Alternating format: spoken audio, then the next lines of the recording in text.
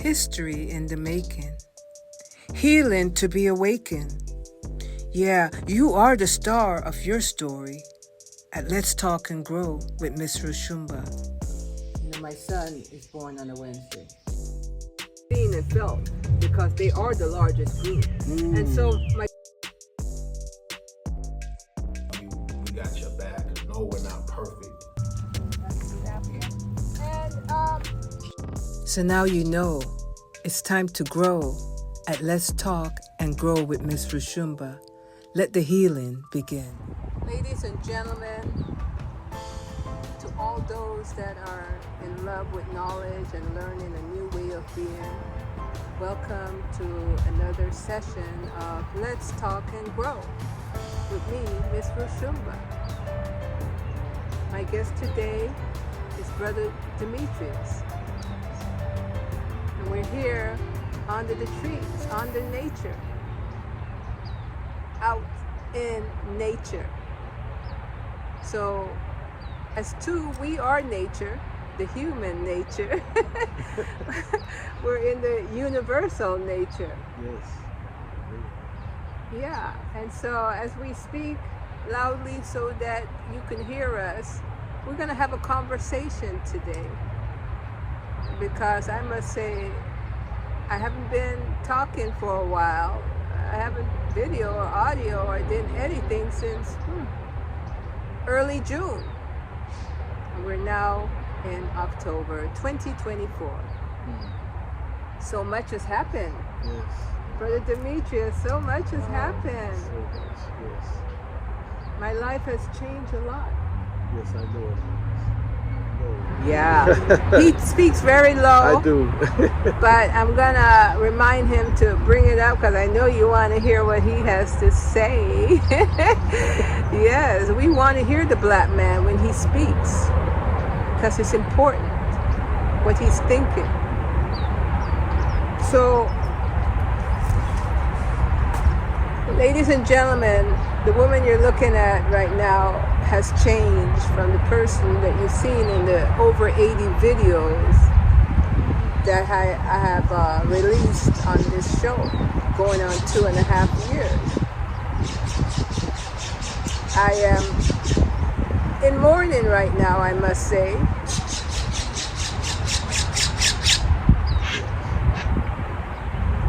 Yes, I'm in mourning right now. Because June, let me back it up, May 24th, 2024,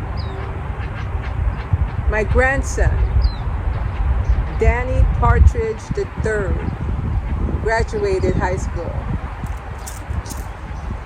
He worked very hard for that achievement. Black men knows what it takes to go through the course of from kindergarten to high school and finally achieve getting that diploma.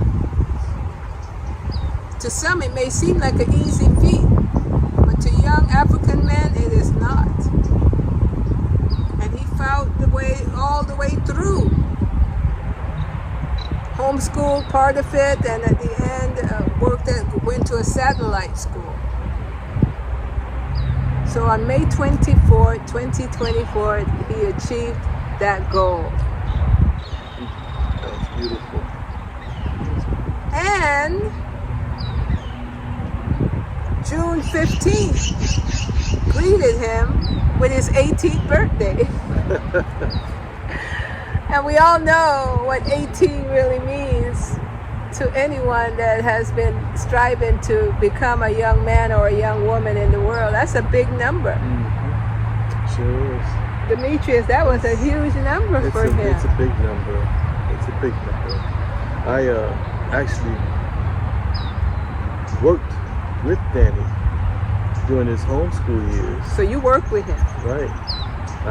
But I'm gonna finish what I'm saying about him. So then then Demetrius will take it over talking about who Daani was. Yes. Now I've said it, was. He was my grandson, as I've said. But, so June 15th, he turned 18. June 23rd, 2024. He was shot up. And right after midnight on June 24th, he transitioned.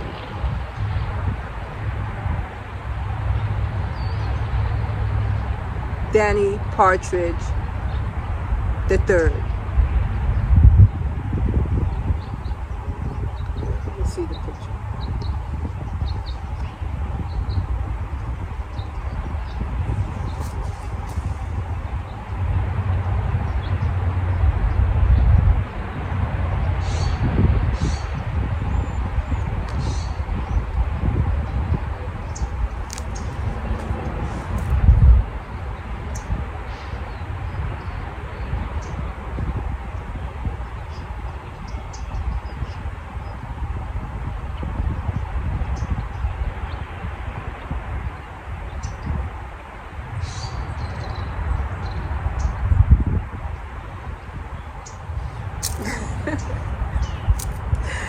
Yeah. So my heart is heavy still. Not just heavy for my story, but from all those women that has and men that has been experiencing this generationally.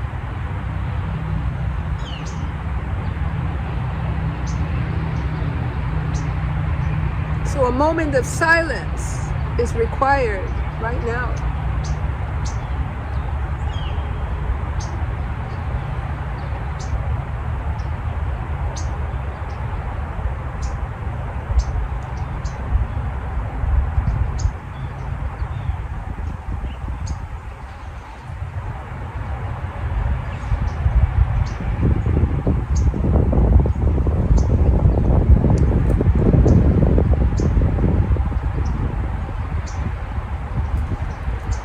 It's a sinister system in which we reside in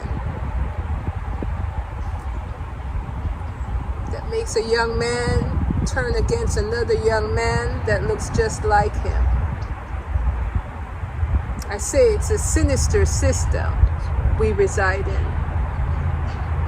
that makes a young man can't dream of the future, because when he goes to sleep, he says his dreams he cannot see. It is black. That's what he said after graduation. I cannot see my future. And he's only 18.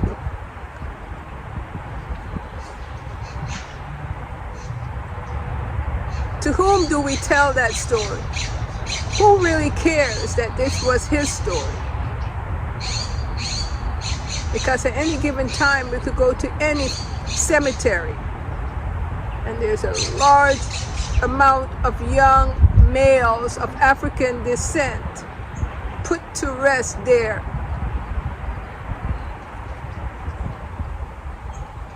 So today, Brother Demetrius and I will examine the journey of a people.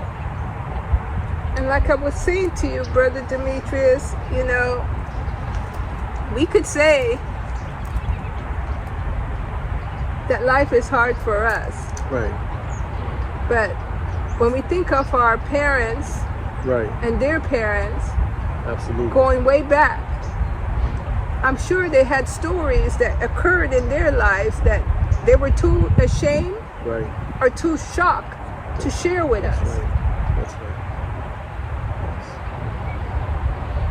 And so here we are in the 21st century, continuing the journey. And we could say it's an African journey. We could say it's a black woman, black man's journey. We could say it's the journey of my family or his family. But I believe it's a journey of humanity to make right those times of old when one people believed that they are superior to another, where where a group of people feel that they should get through unhindered, while the rest should beg for their daily bread.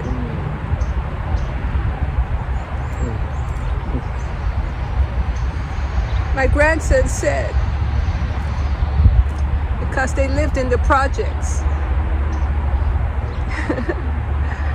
this system knows that there will be people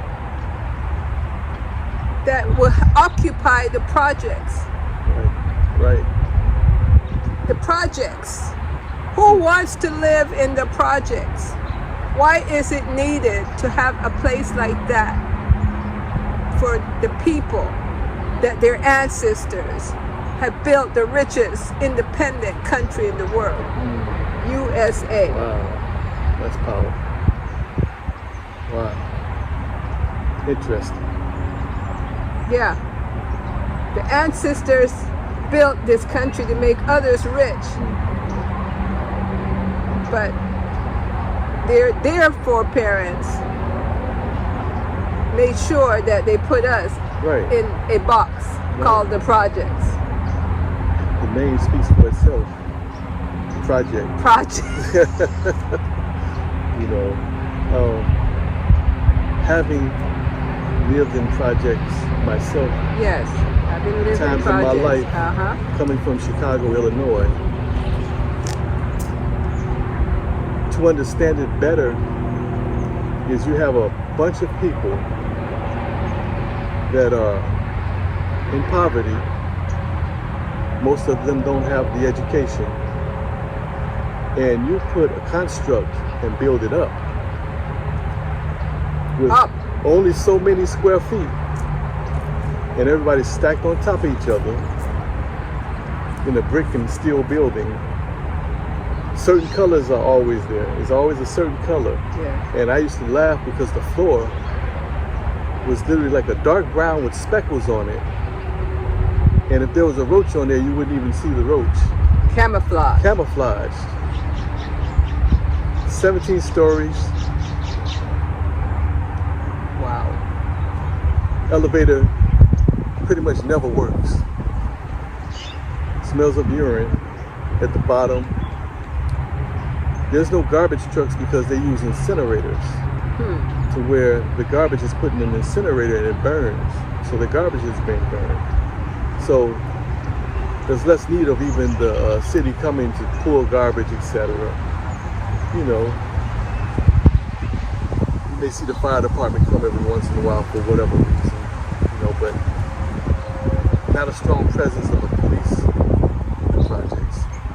And there were times they did have that, but you know, it was also infiltrated with corruption, things of that sort. Right. But to think that in Chicago, I don't know exactly the number of how many people or how many project buildings they had, but in the inner city, there had to be at least, on the top of my mind, I can remember at least 5 or 6 or something like that. Throughout the project buildings, throughout the whole city. And it wasn't just one building, 17 stories to understand. You may have 10 or 11 buildings. That's one whole project housing in one project area.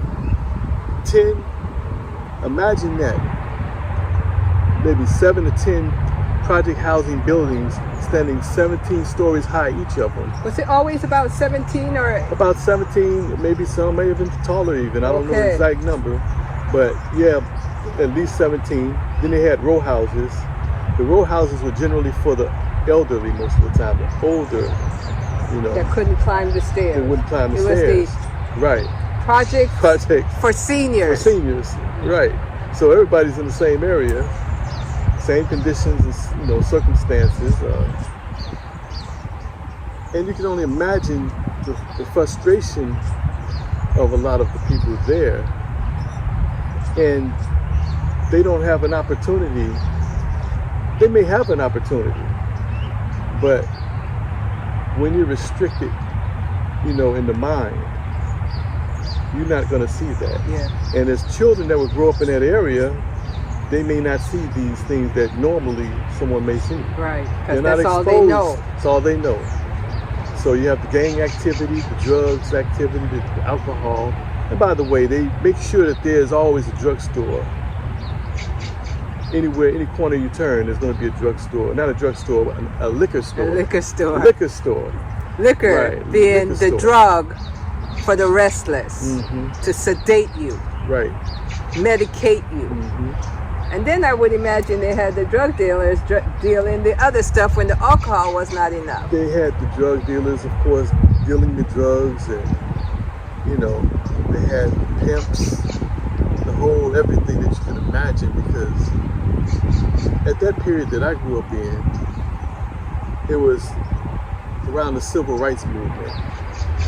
You know, I was a little young at the time. I was a young guy, but I could still see it in all the elements through the 70s. You could still see all of the residual effect of what happened. Right. So you would, you know, you acknowledge these things growing up and seeing it. Yeah. I was fortunate because my grandparents stayed there, and our auntie and uncle that stayed there, some cousins that stayed in those areas. So I didn't have to live there like that. Yes. You know, we lived in other places, Right. but I was exposed to it. Of course, because You know, relatives are right, there. right, Friends are there. right. Friends are there. You Girlfriends are there, Right, because right. that is the city within the city. Right. The project is where they house the people they no longer need. You know, and I would imagine many of them have lost their minds. Well, you know, I'm not ashamed to say it. I believe the reason that I'm here presently with a certain frame of mind and the condition that it is because I didn't have to live there. Right. A lot of people don't make it out of there certain years with sanity, Right. etc. You know, and you know, it's you become victim Exactly. to the lifestyle and the ignorance and the hatred. And the mind control. Yes. Because it's a place where your mind has been controlled. You know, a lot of people don't know that because, and it's not because they don't want to know, but because this system has cleverly omitted what has happened to bring a people to their knees in that way. Yeah. You know, there's a book called 2000 Seasons. I can't think of the author's name right now. But the quote is, the desert, as we know, is a place that's very dry and arid. Hardly anything grows there but cactus that doesn't need much water. So the desert, if a river runs down from the mountains on its way to the sea and crosses through a desert, it will not make its way to the sea because the desert takes. It does not give. So it will absorb the water, killing its destiny to the sea. So when we think of the descendants evolving from the fight and the strife that their ancestors went through to make it to the 21st century, they, the children, being the ones that's on its way to better days, when we think of them being housed in projects 17 stories high, with everything to contain them in there. The garbage truck man don't come. It's an incinerator that incinerates their garbage. The elevator doesn't work, so they have to climb those stairs carrying bags. And so what else doesn't work? When we think of the mind of the people in there, what else, where does the break occur? How does the relationship last in there? Right. What happens to the children's mind in there? And how come a society allows it? And so I would be worried about the occupants in there, Brother Demetrius, Yes, but yes. I'm also concerned about a system Right. that would think it was okay Right. to do To that. put that. Yeah. I agree. I mean, when you think about it, this great nation, as we call it, The great nation. that was built Loud. by our ancestors. Yes. And the poverty that comes to us because of hatred, that's an element of the system of this great nation. Why is it okay to segregate a people and put them all in one pot, basically throwing them away? Because remember, it's an element of the society Yeah. that has been developed. Yeah. That's why you have people in this condition. Right. Why should not have been a place where everyone is spread out separate throughout the city, Yes. opposed to putting them in one spot Right. and waiting for them to die and kill each other? And why is it that the people didn't feel free to go anywhere and live? What kind of sinisterism that was going on, and where was it taught? A lot of it came out of the parents themselves. Yes, it did. I mean, to just kind of piggyback on that, but not to change the subject. Yeah. What's come to me also is that we live in 2024. Correct. All of these years that have went by, and what you hear about, let's forget about these things. Let's brush it under the rug. Let's start fresh. Let's start new. It's a different time. It's not a different time, because the effect of everything that went through from slavery through the civil rights and that continues to go today is a direct effect of the problems that we are having in these United States right now. Exactly. It's hatred against itself. Yeah.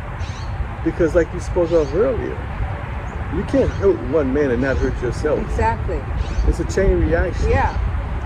I had a chance to be a part of a movie called Black Panther as an extra. Yes. Years ago in '93, a guy by the name of Mario Van Peebles directed Yes, this I movie. remember that name, Mario Van Peebles. And in the movie, I had a chance to be exposed to the real Black Panthers in Oakland. Right. And there was conversation about how all the things that they did to keep the movement down and to prevent us from striving for better. The drugs that came into our societies. Yeah. I witnessed that firsthand in the 80s. Right. And it was horrendous. But these things were okay as long as it was in the neighborhood it was supposed to stay in. But then as we know, time went on and others got involved in it.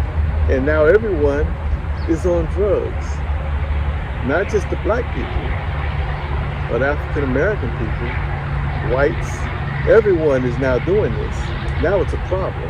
In fact, I recall even at the time, one time, President Reagan's son had a heavy problem with drugs. But see, they didn't foresee that being a problem in everybody's community. It was put on us to stop us from progressing. So we had everything from the drugs, like we talked about the alcohol in the community. But these things were leashed out on us. What do you think the overall goal of this society was? What did they want to have seen happen to the people of color, the descendants of the builders of this great nation? What did they expect to see that they did not achieve in the generation before, like our mothers and our fathers' time? What is it that you think their overall goal is, as we see a perpetuation going? So for me, I look at it this way. The Bible describes good and evil. Mm-hmm. There's an evil force that, whether we like to acknowledge it or not, exists and has some power, especially in this world. Hatred is a direct personality or characteristic of whatever you want to call it of that evil. To hate someone to the point to where you'll destroy yourself to keep them down is a direct descendant from evil. And and as you say the word hatred, I'm digging deep inside of myself and asking the question, you can't, how you gonna hate me? You don't even know me. Should it be that maybe it's a power struggle, and maybe not hatred? It's more like I want the best of everything, and I don't care who suffers, but I must have the best. And because it's this Selfish. essence of powerless. Power puts you at the top. Power makes you feel like you're better than the rest. Right. And so I don't even know if it's hatred. I'm gonna have to say that, Brother Demetrius, because if it's hatred there, then some of the droplets from that it could be considered hatred too. When a black young man runs in the projects, to gun down somebody that looks just like him. Well, there's so many components of hatred, because you have selfish, and selfish. That trait itself builds a component of hatred.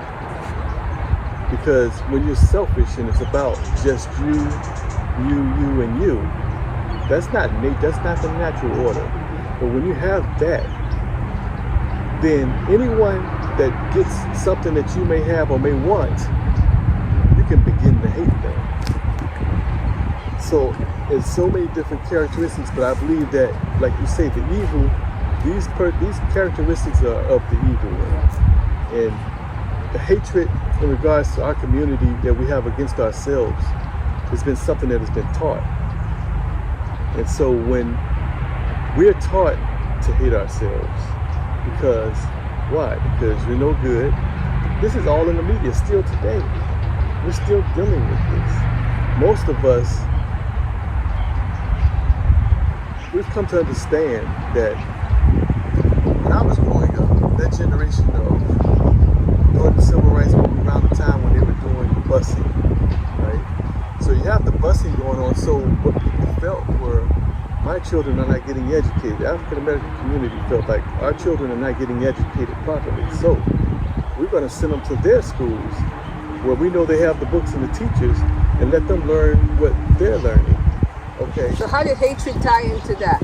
Well, or is that just another aspect of us not feeling our own value? Okay, you know what? We're gonna come back because we're hitting on hatred, and we're hitting on those types of things that we must look deeply at. And so I'm gonna pause here, and we're gonna go to our second segment of this conversation with Brother Demetrius, and dealing and undoing some of the narratives that we have internalized and made it our story. Because what we have forgotten is every culture has its unique narrative that has formed it generationally. And even the Africans from the continent's narrative would be different from the Africans born in the West, in the Caribbean, and in South America. So we're delving deeper into that because, like I say, I am mourning, and I'm asking the questions. And as a black woman, a mother, a grandmother, I'm asking the question. And I'm sitting here with Brother Demetrius, who's a father. I don't know if he's a grandfather. I'm a grandfather also. And a grandfather, and a husband, and a black American. So we're gonna come back, all right, and finish it. So now you know it's time to grow at Let's Talk and Grow with Miss Roshumba. Let the healing begin.